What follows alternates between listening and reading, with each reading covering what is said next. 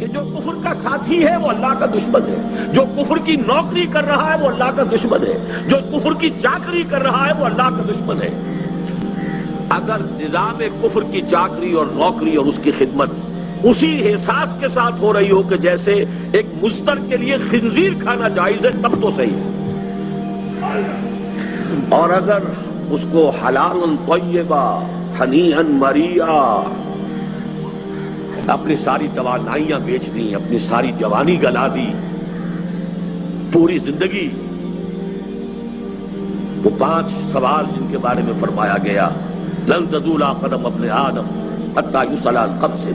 عن عمره فيما افناه وعن شبابه فيما ابلاه، جوانی گلا دی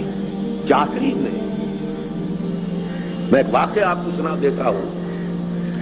میرے بزرگ بھی تھے اگرچہ مجھ سے انہوں نے بیعت کی تھی، بلکہ سب سے پہلے وہی شخص تھے جنہوں نے ہاتھ کھینچ کر زبردستی مجھ سے بیعت کی تھی، حاجی عبدالواحد صاحب مرحوم و مغفور۔ ایک خاص زمانہ تھا 1930 میں انہوں نے ایم اے انگلش کیا تھا۔ اس زمانے میں تحریک خلافت بھی ابھی ختم ہوئی تھی، ہجرت بھی کی تحریک تھی، وہ جوش و خروش تھا، ان کے اندر بھی جذبہ پیدا ہوا کہ دین کی کوئی خدمت کریں۔ پہلے وہ حج کے لیے گئے اور وہاں جا کر انہوں نے اپنے قیام کو 1 سال کے لیے طول دے دیا۔ مولانا عبید اللہ سندھی رحمت اللہ علیہ وہ وہاں پر مقیم تھے، ان کی صحبت سے فیضیاب ہونے کے لیے 1 سال گئے، اگلے سال کا حج کر کے واپس آئے۔ انہوں نے مجھے واقعہ سنایا، مولانا عبید اللہ سندھی انقلابی مزاج کے آدمی، آگ بھری ہوئی ہوئے۔ اب وہ کہہ رہے تھے کہ چھوڑو اس نوکری کو، اس چاکری کو جو تم کر رہے ہو۔ کوئٹے کا ایک بہت اعلیٰ درجے کا ہائی اسکول تھا جس کے کہ وہ اس وقت ہیڈ ماسٹر تھے، اور ڈائریکٹری وغیرہ کے لیے پروموشن ہونے والی تھی۔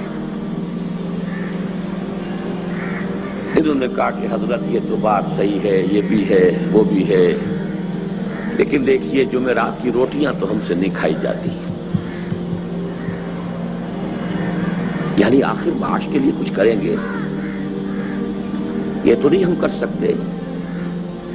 تو پہلا رد عمل تو ان کا یہ تھا، ہاں ہاں ہاں بھائی واقعی آپ کی بات صحیح ہے، بہت صحیح کہہ رہے ہیں آپ، جمعرات کی روٹیاں کھا کر کیسے آدمی کام کرے۔ اور پھر کہتے تھے وہ کہ ایسا جلال آیا ہے ان کے چہرے کے اوپر، تمہیں شرم نہیں آتی انگریز کی حکومت کی چاکری کر کے کھانا، یہ تمہیں بڑا حلال و طیب نظر آتا ہے، اور مسلمان اپنا پیٹ کاٹ کر تمہیں روٹی دے تو وہ تمہیں حرام نظر آتا ہے۔ تقابل تو کرو، انگریزی پڑھا رہے، تنخواہ لے رہے، انگریزوں کے لیے کلرک پیدا کر رہے ہیں، ان کی گاڑی کے اندر گھوڑوں کی طرح جت کر اور اس سے تنخواہیں لینا باعزت روزی ہے۔